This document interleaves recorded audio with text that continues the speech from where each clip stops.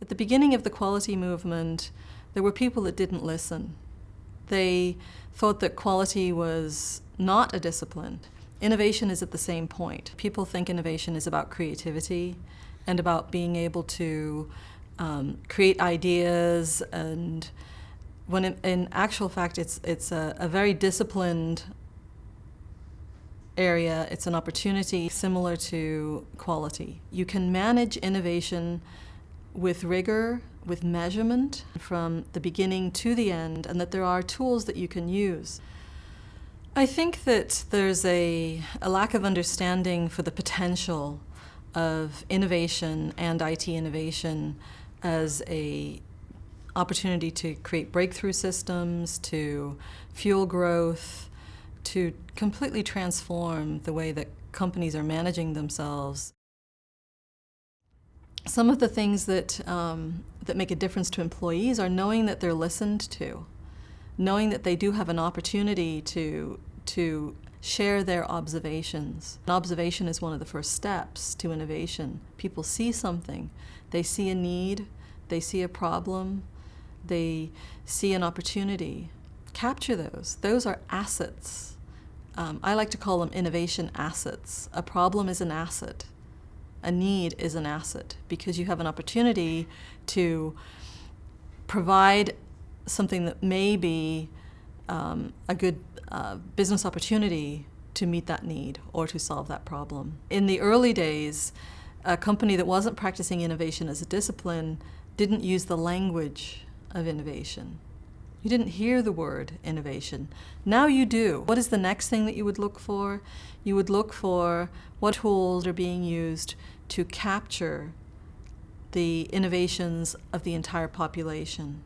How can people participate? Technology is ideal for providing an opportunity to participate because using IT, people anywhere in the globe can participate.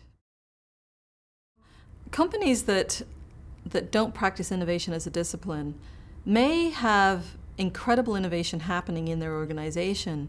It tends to be in a silo. It may be in the research and development organization. It may come from their market analysis organization that is driving what gets developed. But it tends to be the job of a specific group. And there's language that is actually anti-innovation. One of the things that people will say is, that's not my job. To go back to the quality analogy, everybody knows that quality is part of everybody's job. Companies, as they're beginning their down the path of managing innovation as a discipline, will see resistance from the traditional innovators. They're the people that are getting rewarded and recognized for being innovators, and it's threatening to them to think that everyone can do this. And so I think it's important to enlist them and understand that you're giving them tools that are still going to keep them ahead of everyone else because it's going to make them better innovators. They're going to have more people in the process, but they will have tools to become even better than they are right now. Sometimes people talk about an innovation culture.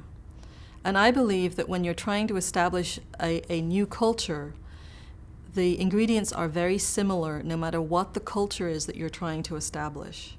So look at your past successes within your cultural environment. When you were trying to create a new program or discipline, what made it successful in your environment?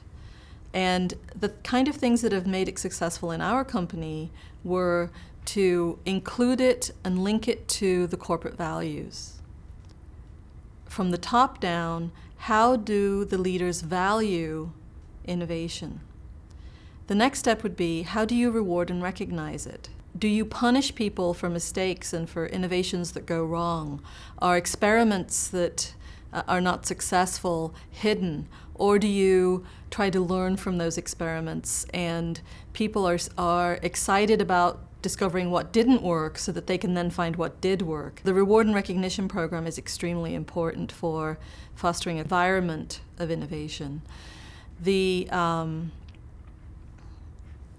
tools that allow people to participate are very important because it's easy to say everybody can innovate and everyone should be part of this process, but unless you give them the tools to do so, then people lose faith in your commitment.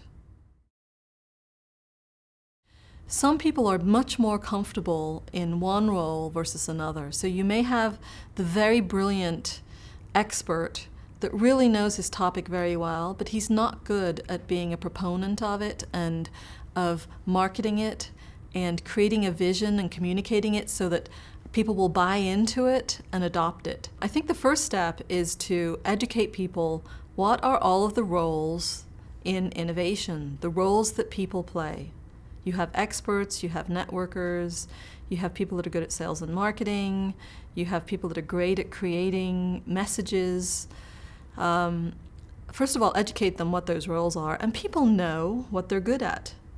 They immediately can say, oh yeah, I'm a great networker. I know people all over the company that if somebody comes with a great idea, I know exactly who we can present it to in order for us to gain some traction. So educate them first. Secondly, you can use IT technologies like social media in order to bring people together that may not be together physically. You can bring them together virtually. You can bring them together in chat rooms, in video conferencing rooms. You can bring them together in social media websites.